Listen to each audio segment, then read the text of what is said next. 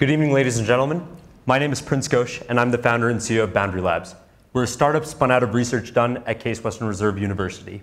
Today, I'm here to tell you how we're about to redefine aerodynamics.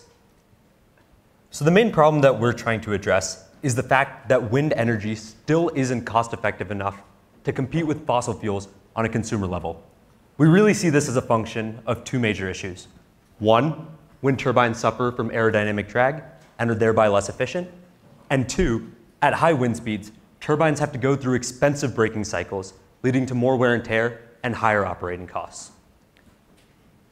We saw this as an incredible industry to enter, really because of the fact that there's about 80 gigawatts of wind currently installed in the US today, with over 50,000 plus operational turbines up and running.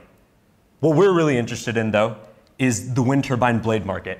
This is a market that's projected to grow by about 43% by 2020, with over a 10% annual growth in installed capacity over the next 5 years alone.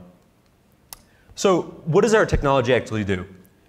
What we've developed is a flexible, adhesive plasma actuator that regulates flow over wind turbine blades. That's a bit complex, so let me explain what it really does. What we've designed is a thin, flexible, solid-state electrode that can be applied right to the surface of wind turbine blades, as seen in this picture on the left. When activated, the electrodes ionize a thin layer of non-thermal plasma over the surface of the blade and control the airflow with electric fields. This results in an improvement of low wind speed performance by about 4%, and also is able to protect the turbine at high wind speeds by actually inducing drag, thereby slowing down the RPMs of the turbine and leading to less braking costs. We currently have a provisional patent application filed for our technology and are working with our university's IP venture clinic to file for a full patent application. So what does this really look like? In this image on the left, you can see a typical test wind turbine blade that we've developed in a wind tunnel test facility. What I really want to point your attention to is that turbulent, dense air flowing on top of that turbine on the left, on top of the turbine blade on the left. Now this is that exact same turbine blade with our technology on and activated. With the use of electric fields, what we're able to do is generate that thin layer of plasma, delay the boundary layer separation point, increase the overall lift of the blade, and thereby maximum power output. We see our path to success as broken down into 5 main stages. Phase 1 is a conception of an idea, the development of a white paper, raising a bit of funding, and also going through the NSF ICOR program, where we conducted over 40 customer interviews with really key executives and major wind energy producers and OEMs, speaking to the folks who would make the executive decisions on the business and technical side of whether this technology was feasible or not. Stage 2 is where we're at right now. Over the past few months and into the summer, we'll be conducting extensive R&D testing focused on degradation and optimization in partnership with NASA Glenn Research Center in Cleveland. Phase 3 is the first time our tech goes up and on a turbine. We're seeking to partner with a wind energy producer to have our actuators up and on blades in lieu of stage 4, where we'll be able to get our actuators on an entire wind farm, targeting turbines that were bought under older power purchase agreements and that are smaller in size, about the 100 to 150 kilowatt range, so that the turbine operators can maximize the amount of energy output on those turbines before their 20-year lifespan is over. Our eventual and final goal, though, is stage 5. What we want to do is eventually partner up with an OEM so that our technology can be integrated straight into the wind turbine blade design. In terms of financials, this is really broken up into 3 major segments. Phase 1 is where we're at right now: proof of concept and customer discovery, where all money won and raised through R&D, where all money won and raised goes straight towards R&D. Phase 2 is where we'll be this summer and into the next year of a wind operator partnership, where we'll be making a profit based off of individual revenue uptake on each installed turbine, but will be overall cash negative because all of that money is going to continue straight into R&D and optimization of our technology in lieu of stage 3, our third final stage. At this point, we'll be cash positive because all of our individual in-house manufacturing and R&D will be eased back as we transition into an IP license of our technology straight with a wind turbine OEM, so Siemens, Gamesa, GE, so on and so forth. The value proposition that we're putting forward is really two-phased. Phase 1 is we're able to offer enhanced control over blade velocity, and phase 2 is we're able to reduce aerodynamic drag over turbines with no moving parts whatsoever. This results in two things: decreased costs and increased revenue.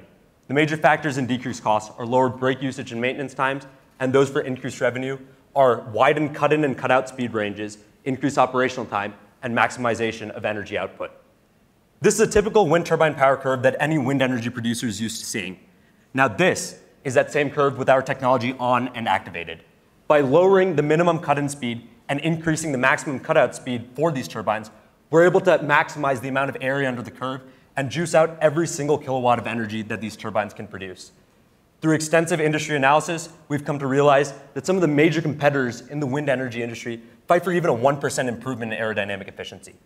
We're confident that the 4% we'll be able to offer will be strongly adopted by the market. What I'm really excited to tell you about, though, is some of the societal impacts our technology has. If 100% of wind turbines in America can have our actuators on them, this will lead to an equivalent of 16 coal power plants being displaced off the grid, 5 million plus cars worth of emissions taken off the road, which generates enough excess energy to power the state of Illinois 9 times over. Some of our major competition on the direct side comes from a small startup up in Connecticut focused on using similar boundary layer manipulation technology to control airflow. Through the IP that we've filed, we've been able to not only do that, but also offer protection from high wind speeds by actually inducing drag rather than reducing it and slowing down the RPMs that those turbines have to go through. On the indirect competition slide, a lot of that comes from advancements from major OEMs, focused on pitch control improvements, lighter materials, and mechanical improvements. The big thing here is that while all of these advancements are small and steady, they're nearly impossible to be integrated into the entire existing turbine fleet that's up and functional right now. That's where our technology comes in. Some of the really interesting use cases for defense that I want to quickly touch base about today are really the traditional active flow control over mid-sized UAVs, so the Reaper over here on the left, improving aerodynamic efficiency to lower fuel costs. But then this case on the right over here. A couple of weeks ago, we had a chance to speak to a few Air Force pilots at RPE, Department of Energy conference we were at. And we found out from them that when performing mid-air refueling maneuvers, a lot of the wake and wash of the airflow coming off of the boom system, so that cylinder you see from the tanker to the jet, causes a lot of unsteady turbulence for the fighter jet pilot themselves. We're seeking to apply our actuators onto the boom to smoothen and streamline that flow, making it safer for the pilots and making the overall fueling system more efficient. We think that we can do so with a total budget of about $15,000, with the main line item right here coming in through wind tunnel rent time over at NASA Glenn Research Center, like I mentioned earlier. We're a team comprised of undergraduate, master's, and PhD students in mechanical engineering, aerospace engineering, data science, material science, and business. We're also advised by a phenomenal team of business advisors, strategic advisors, legal mentors, and technical advisors, particularly Dr. Mario Garcia-Sanz, our technical advisor, who's a world-renowned expert in energy and control systems and a current technical director at RPE, the US Department of Energy's Advanced Research Projects Agency. Ladies and gentlemen, my name is Prince Ghosh, and I'm the founder and CEO of Boundary Labs.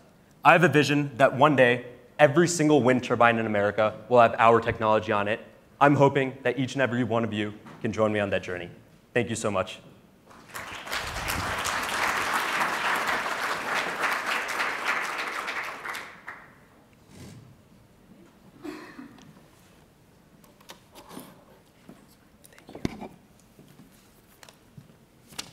Next, thank you very much for that. Next, we have a team from Carnegie Mellon Ecotone.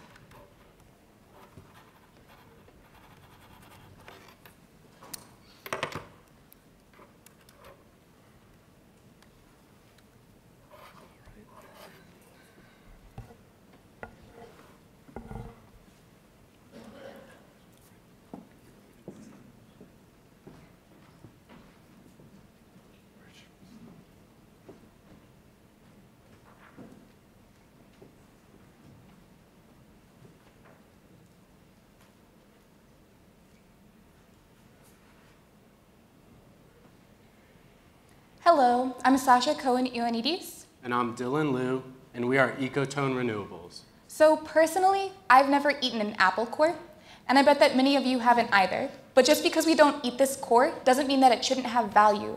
Why should we throw it away when we can turn it into something else that would benefit us? Currently, 16% of families in the United States are food insecure, and yet we're wasting 40% of our food supply. Why are we paying to waste, cause excess amounts of traffic congestion, and also rely on unsuitable sources of energy if we're putting all this time, energy, and money into producing nutritious food for the people of this country? We see this as an amazing opportunity to capitalize by converting this energy on or near site.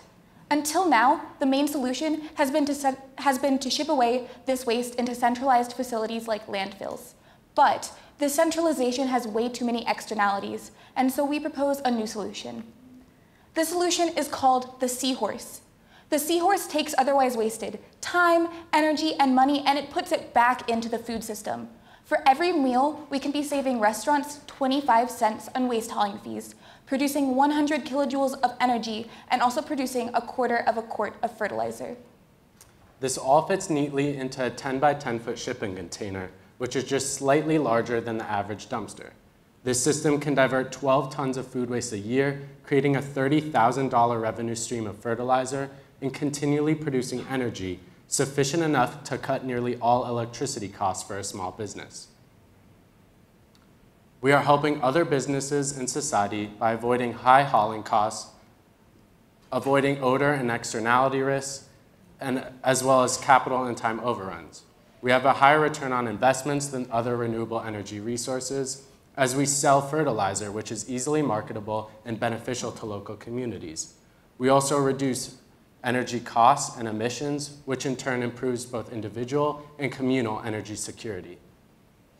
We are currently partnered with an anaerobic digestion company in Seattle called Impact Bioenergy.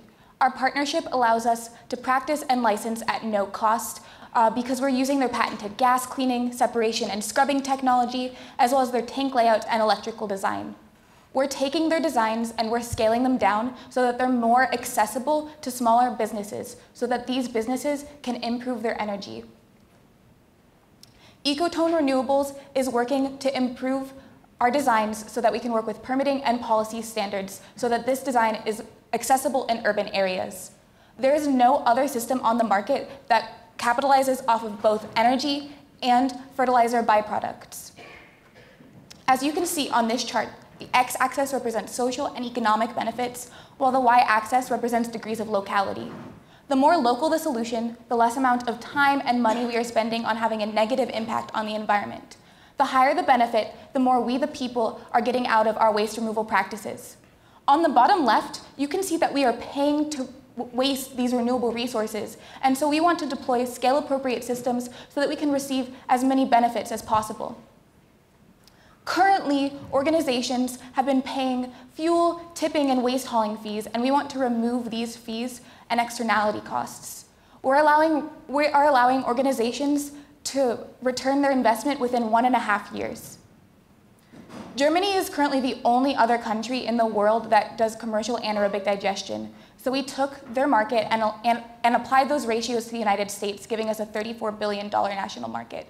We took that into our serviceable available market, which focuses on restaurants, apartment complexes, college dormitories, and food redistributors, because they all waste in between 10 and 15 tons of food a year. They all have an internal call to action. It is also completely possible for them to separate their waste because countries like Sweden, Norway, and Portugal are already doing this. And we're allowing them to receive additional revenue through fertilizer and decrease their energy costs. The average restaurant can save $4,500 a month on removing waste hauling fees alone. We have 3 revenue streams, the first of which is the sale of our Seahorse system.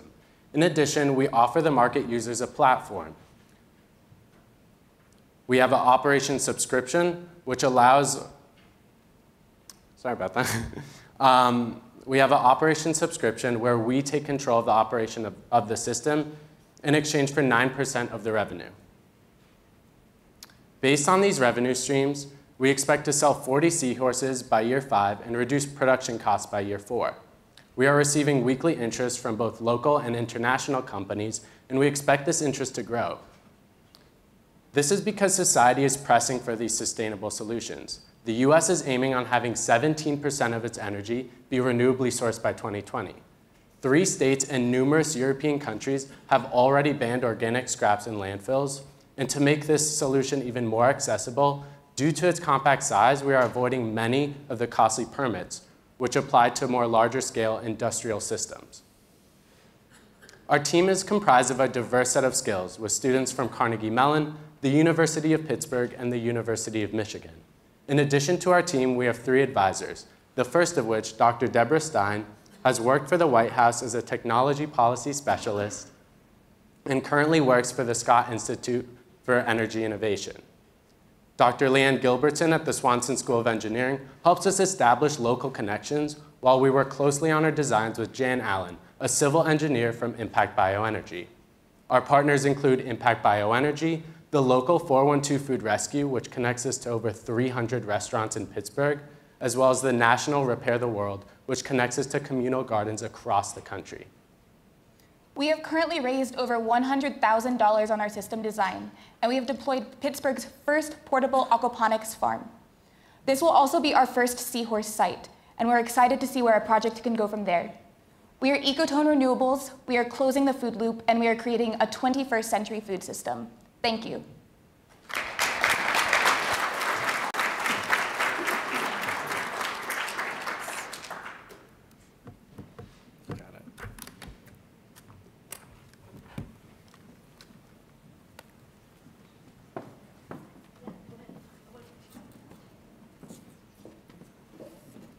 Thank you. Last and final presentation team is for Wasteless from the Penn State University.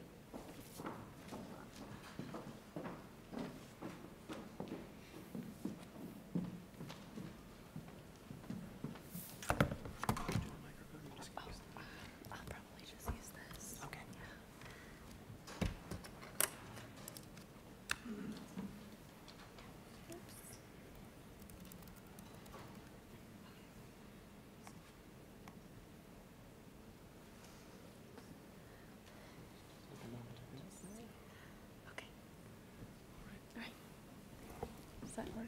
Okay.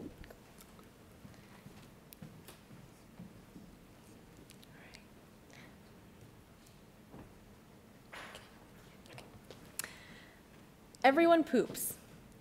And this is a serious problem when it comes to energy and water conservation.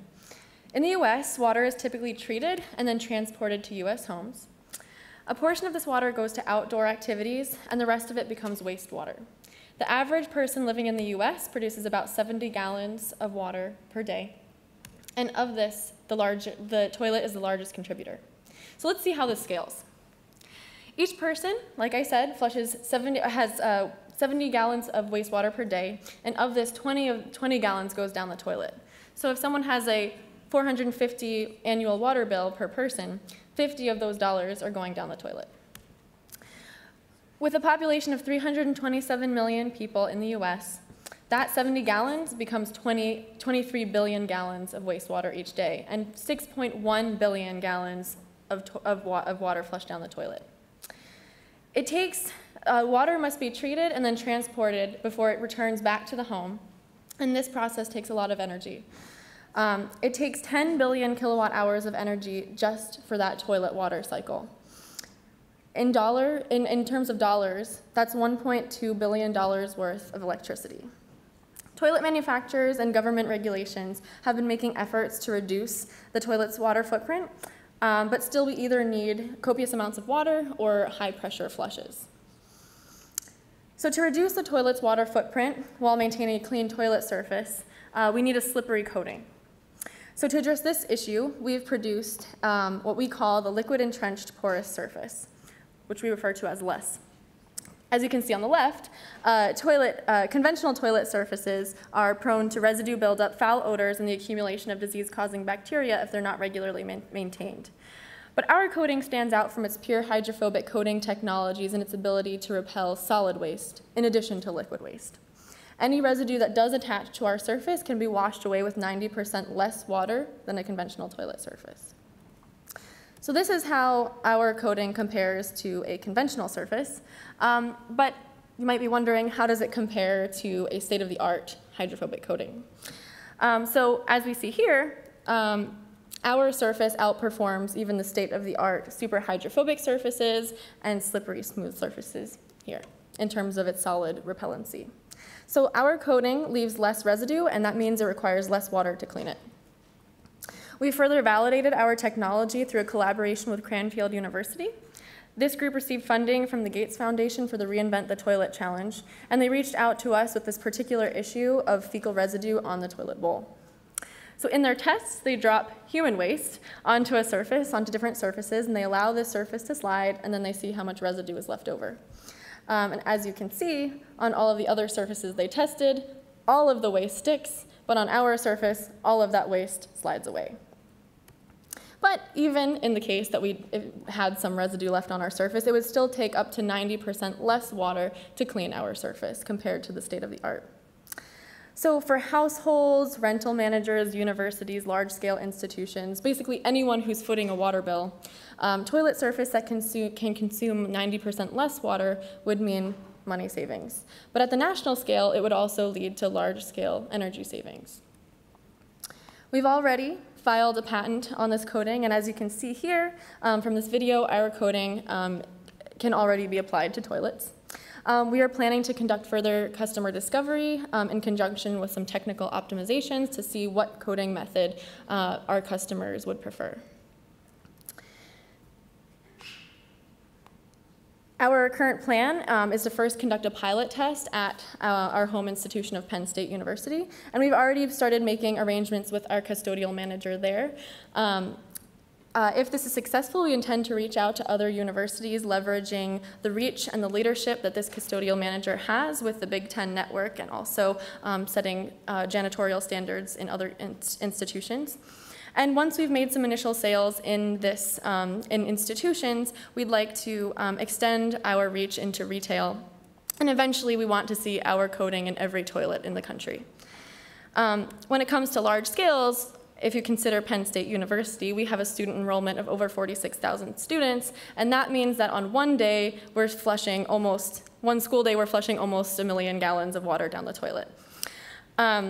In terms of energy alone, that means we're flushing away almost $70,000, and we can save a lot of this with our coating.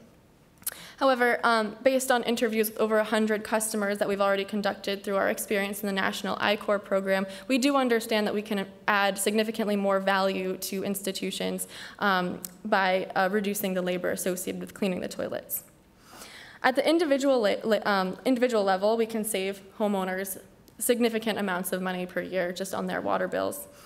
And nationally, these savings would extend to, instead of flushing trillions of dollars down the toilet each year, we could be flushing significantly less. From a potential savings perspective, if our coating were applied to all of the toilets in the United States, institutions and workplaces would see potential savings of $7.5 billion. Households would see $15 billion of savings. And our plan is to price our product based on these possible savings, allowing the end user to keep some of these savings, and then we would keep the rest as revenue.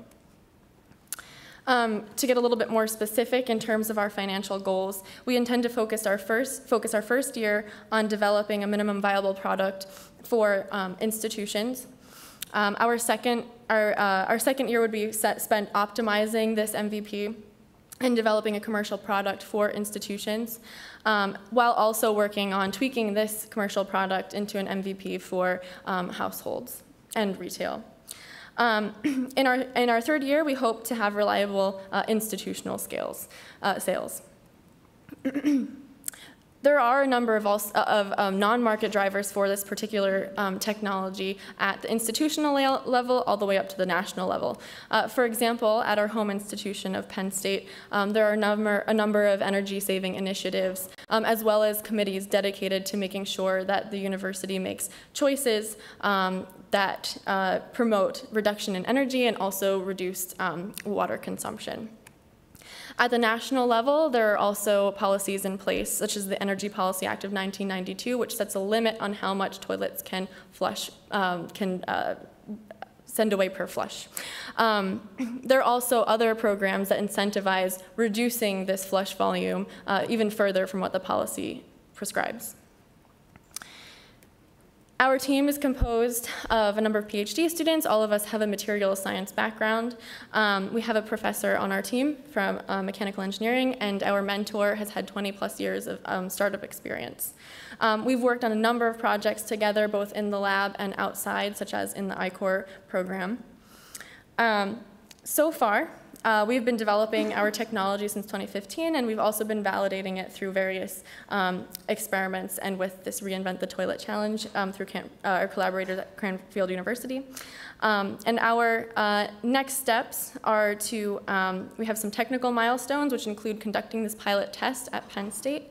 And we also have a number of business milestones as well. Currently, we are participating in the Ben Franklin Techcelerator program, where our goal is to surround ourselves with experts and advisors that can fill in the gaps in our team and give us additional experience and expertise. We'll also be looking into different aspects of our supply chain structure and also regulations relevant to our product.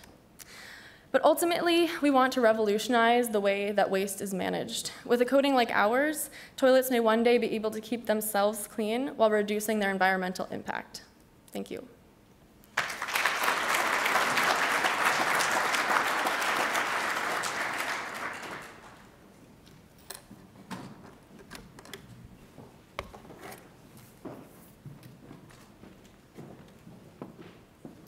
Let's thank our team for a great presentation. Thank you, each team.